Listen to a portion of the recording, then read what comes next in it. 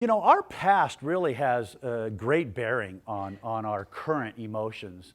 I'm going to share an experience with you that when I was at this conference, and there's this guy named John Lee, and he wrote this book, and it was given to me by my mentor when I graduated my treatment program after a year.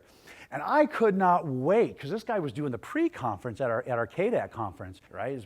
It was at the plenary session, so there was like over 200 people in the room. I'm sitting right in the front row. Can't wait to see this guy talk, and he's an expert on anger. So he starts talking, and one of the points that he made was that whenever you have anger that's beyond that, regular anger that I described earlier, which, you did something and this really made me angry, anything that gets in the neighborhood of that seething, raging, I want to rip your freaking eyes out kind of anger, that's always a result of your past. I found that really interesting. I was like, wow. And it kind of makes sense if you think about it, because we always see how, sometimes we see people overreacting.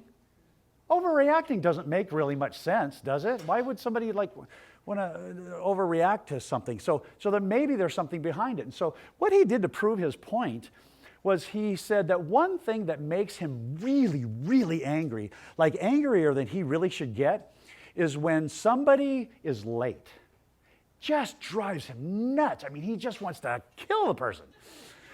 And so he traced that back, and what he described was when he was a kid, his dad used to drop him off at the movies, and the movies was kind of like his babysitter. And so his dad would drop him off, and then later on he would pick him up. And so his dad on this one particular day said, "You better be out there at 5 o'clock, and if you're not out there, I'm going to tan your hide." Well, the poor kid, by 3:30, he's looking at his clock, watch every 15 minutes. And so 4:45 comes around, and he's right outside there waiting for Dad. Well, it's in Indiana, and this major thunderstorm comes, right? So now it's 5 o'clock. His dad's not there. It's pouring rain, thunder and lightning, right? Now he doesn't want to go back in because he doesn't want to miss his dad, but he doesn't know what to do. So he takes shelter in a phone booth. Anybody remember what a phone booth is? So he takes shelter in this phone booth, right? So rain's pouring down, right? Now it's 5:15, his dad's late. Now his body heat is heating up the phone booth, right? And so he's doing with the steam, the rain's coming down, he's freaking out, wondering if maybe he didn't see his dad, or his dad drove by and didn't see him. 5:30 comes around, he's just freaking.